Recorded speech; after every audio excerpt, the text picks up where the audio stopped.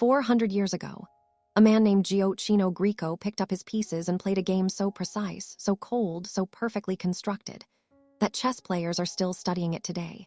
This is the Greco trap, and by the end of this game, you will understand why greed is the most dangerous emotion at a chessboard. It begins simply. White pushes the king's pawn 2 squares forward. Black does the same. Then the knights come out, white's knight to f3, black's knight to c6. Both sides developing naturally, both sides looking perfectly fine. Then white slides the bishop to c4. That bishop is pointing straight at f7, the softest square on black's entire board, sitting right next to the black king. Black mirrors with the bishop to c5, pointing right back. This is the Italian game. Both sides loaded, both sides watching each other carefully. White plays pawn to c3. A quiet move, but a very deliberate one. White is telling black, I am going to push my d-pawn, I am going to take the center, and you are going to have to deal with it. Black answers with the knight to f6, immediately attacking white's e-pawn. White does not back down. Pawn to d4, center clash. Black captures on d4, white recaptures with the c-pawn, and now the center is open and alive. Black makes an interesting decision here. The bishop slides to b4, delivering check. White blocks with the knight on c3, and now black sees the e-pawn sitting undefended. The knight on f6 takes it. Black wins a free pawn. It looks smart. It looks aggressive. It looks like black is taking control. It is the beginning of the end. White castles, king tucked safely behind the pawns. Now black looks at the board and sees another opportunity. The knight on e4 can take the knight on c3, so black does it, knight takes c3. White recaptures with the b-pawn. Now the c3 pawn is sitting there and black's bishop on b4 is still on the board. Black takes the c3 pawn with the bishop. Another free pawn. Black is up material. Black is feeling confident, but look at what white just did. By recapturing with the b-pawn, white opened the b-file. And now the queen has a clear path to b3. White plays queen to b3. This is the move. This is the moment the entire trap was built for. The queen is now attacking f7 with devastating force and eyeing the black bishop on a1, a bishop that does not exist yet because black has not taken the rook. But black sees the rook on a1.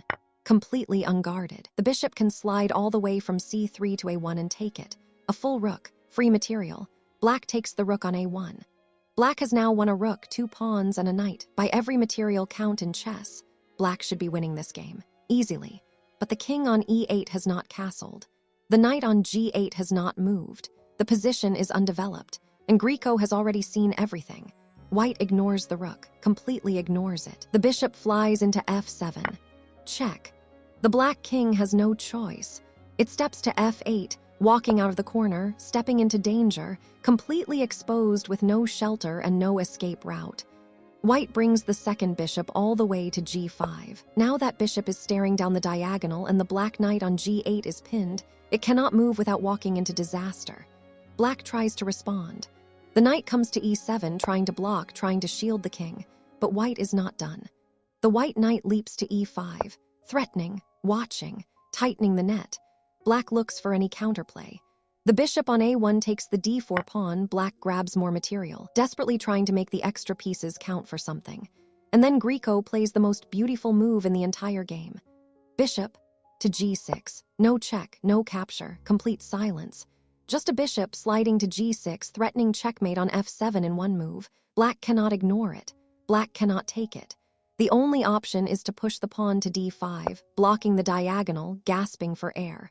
White does not slow down. The queen rushes to f3 with check. Black's only option is to bring the bishop to f5, blocking the check and trying to get some peace in the way. White takes the bishop on f5. The f-file is cracking open. Black's position is collapsing. Black plays the bishop to e5, planting it boldly in the center, one last act of defiance, one last attempt to fight back. White plays bishop to e6, with a discovered check.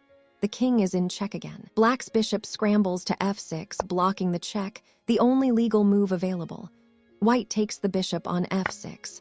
The pawn is forced to recapture on f6, and now the black king is naked. No pieces, no defenders, nowhere to hide.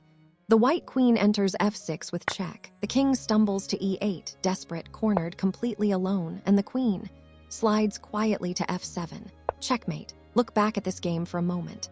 From the very first pawn to the very last queen move, every single step was a trap. The c3 pawn was bait. The e-pawn was bait. The knight on c3 was bait. And the rook on a1, the biggest piece black captured, was the most dangerous bait of all. Greco never wanted that rook back. He wanted the king on f8. He wanted the bishop on g5. He wanted the knight on e5. He wanted bishop to g6, that silent killer, that beautiful, quiet move that sealed black's fate before black even realized it. This is what 400 years of chess wisdom looks like.